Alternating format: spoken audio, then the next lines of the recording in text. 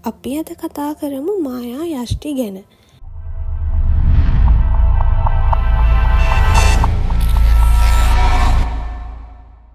මායා යෂ්ටියක් කියන්නේ මායාකාරියක් හරි මායාකාරයෙක් හරි එයාගේ මායා බලය මෙහෙයවන වස්තුවට. මායා යෂ්ටියක් නැතුව මායාව නිපදවන්න පුළුවන් ඉතා ප්‍රබල, ඒකත් ඉතාමත් සුළු පිරිසකට විතරයි. මායාකාරයක් නෙමේ තමන්ගේ යෂ්ටිය තෝරගන්නේ. මායා යෂ්ටිය තමයි තමන්ගේ ස්වාමියාව තෝරගන්නේ. හවුස් එල්ෆ්ලා ගොබ්ලින්ලා වගේ මායා ජීවීන්ටත් මායාකාරයන් නිපදවන මැජික් වලට සමාන මැජික් නිපදවන්න පුළුවන් වුණත් ඒගොල්ලොන්ට මැජික් යෂ්ටි නැතුව මැජික් කරන්න පුළුවන් වුණා. යෂ්ටි නිෂ්පාදනය කරලා අලෙවි කරේ වොන්ඩ්ස් මේකර්ස්ලා විසින්. මින් ගොඩක් ප්‍රසිද්ධ වුණේ ඔලිවෙන්ඩර් සහ නැගෙනහිර යුරෝපයේ මයිකෙල් ග්‍රොගරිච්. හැම යෂ්ටියක්ම එකිනෙකට වෙනස් වුණා. සමාන ට්වින් යෂ්ටි තිබුණත් ඒවා 100% එක සමාන වුණේ නැහැ. හරියට හැරීගේ සහ වොල්ඩමෝට්ගේ වගේ. මායාකාරයෙක් හෝ මායාකාරියක් මිය ගියහොත් ඒවා ඔවුන් සමගම වල දැමුවා. නැත්තම් පුළුස්සා දැමුවා. යෂ්ටි පවුල් හරහා පරම්පරාවෙන් පරම්පරාවට ගිය අවස්ථාද කිහිප අවස්ථාවක දක්නට ලැබුණා. වොන්ඩ් එකක් මුලින්ම නිපදුවා කියලා කියවෙන්නේ යුරෝපයේදී. ඒක හදන්නේ කොහොමද කියලා මෙහෙමයි කියලා හරියටම විස්තරයක් සඳහන් කරලා නැහැ. මේ අතර ඔලිවෙන්ඩර් පවුල ක්‍රිස්තුපූර්ව 382 දී යෂ්ටි නිෂ්පාදනය කිරීම ආරම්භ කළා. කාලයක් සමග ඔවුන් ලොව පුරා කීර්තිය දිනාගත්තා. 13 වෙනි සියවසේදී තමයි අපි හැමෝම දන්න ලොව බලවත්ම මායා යෂ්ටිය වෙන එල්ඩර් වොන්ඩ් එක නිර්මාණය කරලා තියෙන්නේ. ඩයගොන් ඇලීවල මායා යෂ්ටි සාප්පුවක් අරබන ඔලිවෙන්ඩර් ඒකට නව මුහුණුවරක් එකතු කරනවා. ඔහු ඒ ගැන හොඳින් අධ්‍යයනය කරලා හොඳම කෝස් 3ක් පමණක් ඔහුගේ යෂ්ටි හදන්න භාවිතා කරනවා. ෆීනික් ෆෙදර් කෝ එක, යුනිකෝන් හෙයා කෝ එක, ඩ්‍රැගන් හාස්ට්‍රින් කෝ එක. මයිනි දවසක් යෂ්ටියේ ගුණාංග ගැන හැරීට මෙහෙම කියනවා. යෂ්ටියේ ගුණාංග ඒවා භාවිතා කරන මායාකාරයන් තරම්ම බලවත් කියලා. යෂ්ටියක් අර්ධ සංවේදී කියලා හඳුන්වනවා. මොකද ඒවා විශාල මායා බලයකින් පිරී අජීවී වස්තුවක් ලෙස තිබුණත් ඒවා සජීවී කරන්න පුරුවන් නිසා. වොන්ඩ් එකකට මිනිස්සුන්ට වගේ සිතන්න සංනිවේදනය කරන්න බැරි වුණත් වොන්ඩ් එකට තමන්ගේ කැමැත්තට යම් යම් දේවල් කරන්න පුළුවන් වුණා. මේ හැකියාව නිසා තමයි වොන්ඩ් එක තමන්ගේ ස්වාමී මායාකාරිය හෝ මායාකාරියව තෝරගන්නේ. ඒ වගේ තව අවස්ථාවක් තමයි හැරීගේ යෂ්ටිය වොල්ඩමෝර්ට්ට එරෙහිව ස්වයංක්‍රීයව ක්‍රියා කරන්නේ. තවද ඔවුන්ට තම හිමිකරුවන් තෝරා ගැනීම, පක්ෂපාතීත්වය වෙනස් කිරීම සහ ඇතැම් අවස්ථා යටතේ තමන් විසින්ම මැජික් සිදු කිරීම වැනි ක්‍රියා සිදු කරන්න පුළුවන්. හැම යෂ්ටියක්ම අද්විතීය වූ අතර එහි චරිතය රඳා පවතින්නේ යෂ්ටිය හදන්න භාවිතා කරපු විශේෂ ගස සහ මැදට භාවිතා කරපු කෝ එක. යෂ්ටි හැසිරවීමේදී ඉතා ප්‍රවීණ ලෙස එය පාලනය කළ මායාකාරයෙක් ලෙස හඳුන්වන්න පුළුවන් සලසා ශ්‍රීධරින්.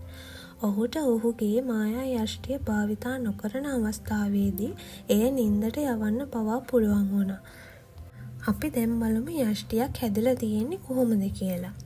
යෂ්ටියක් ප්‍රධාන වශයෙන් හැදිලා තියෙන්නේ වොන්ඩ් එක මත පිටට ගන්න විශේෂ දැව වර්ගයක් සහ එහි මැදට ගන්න මායා සතෙකුගෙන් ගත්ත කෝ එකක් සහ ඒට මායා බලය දෙන්න ගන්න වෙනත් යෂ්ටියක් කියන දේවල්. මේ සඳහා යොදා ගන්න වුඩ් සහ කෝ වර්ග ගොඩක් තිබුණා. මිනිසුන් සුළි පුරසකට මැජික් නිපදවන්න පුළුවන් වගේම ගස් සුළු පිරිසකට පමණයි යෂ්ටි හදන්න පුළුවන් වුණේ.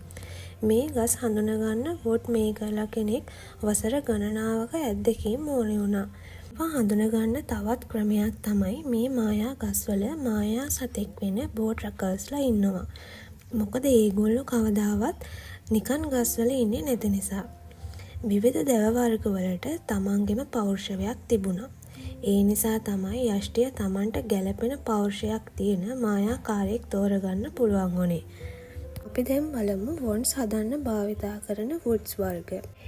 ඇල්ඩර්, hazel, vine, redwood, beech, maple, holly, ash, හොන්තෝන්, චෙරි, ඕක්, වෝල්නට් වගේ වුඩ් වර්ගත්, unicorn hair, dragon heartstring, phoenix feather ප්‍රධාන වශයෙන් යොදා ගත්තත් ත්‍රෙස්ටර්ස්ලගේ හෙයා එකත් පාවිච්චි කරා. ඒක හරිම දුර්ලභ පවර්ෆුල් කෝ එකක්. ඒකෙන් තමයි එල්ඩර් වොන්ඩ් එක හදලා තියෙන්නේ. තව වීලා කෙනෙක්ගේ හෙයා එකක් වොන්ඩ්ස් වලට පාවිච්චි කරා. මේ කෝ එක තිබ්බ කෙනෙක් තමයි ෆ්ලර් කියන්නේ. තව තන්ඩර්බර්ඩ්, ටේල් ෆෙදර් වගේ කෝ වර්ගත් විවිධ රටවල් වල වොන්ඩ්ස් හදන්න භාවිතා කරා. වොන්ඩ් විවිධ දිගවල් වලින් නම්‍යශීලීත්වයෙන් යුක්ත වෙනවා.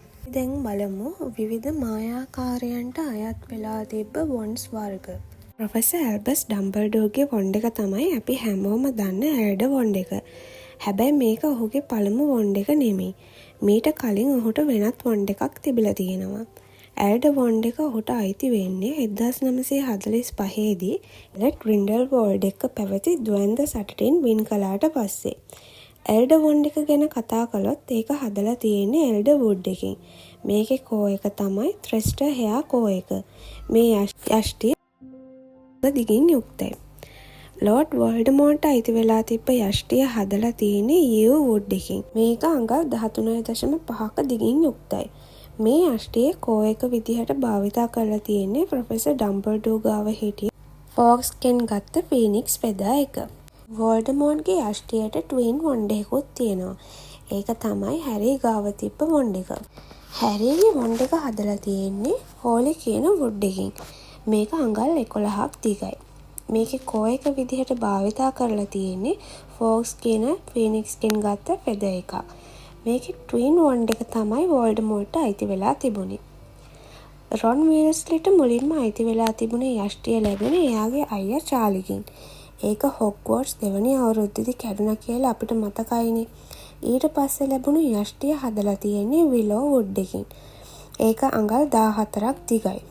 මේක මැදට භාවිතා කරලා තියෙන්නේ යුනිකෝන් හෙයා කෝ එක.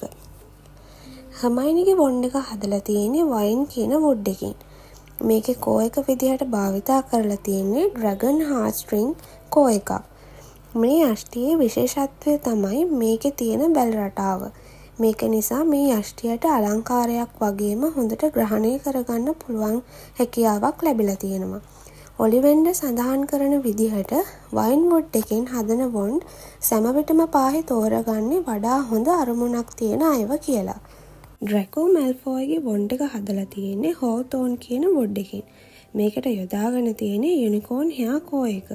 මේක අඟල් 10ක් දිගයි. ප්‍රොෆෙසර් සෙවරස් ස්නේප්ගේ වොන්ඩ් එක හදලා තියෙන්නේ ඊබොනි කියන වුඩ් එකෙන්. මේකට යොදාගෙන තියෙන්නේ ෆීනික්ස් ෆෙදර් කෝ එකක්. මේක අඟල් 13.5ක් දිගයි. බෙලට්‍රික්ස් ලෙක්ස්ට්‍රේන්ගේ යෂ්ටිය ගැන කතා කළොත් මේකට හරි අමුතු හැඩයක් තමයි තියෙන්නේ. හරියට විලෝ පිකියෝගේ නියපොත්තක් වගේ. මේක හදලා තියෙන්නේ වෝල්නට් වුඩ් එකෙන්. මේකට යොදාගෙන තියෙන්නේ ඩ්‍රැගන් හාර්ට් ස්ට්‍රිං කෝ එක. ඔයාලට මායා යෂ්ටි ගැන සම්බන්ධයෙන් මොකක් හරි ගැටලුවක් තියෙනවා නම් පහලින් කමෙන්ට් එකක් දාන්න. ඉතින් මේ වගේ වීඩියෝ එකකින් අපි ආයෙ හම්බ වෙමු. එතකන් ගිහින් එන්නම්. බයි.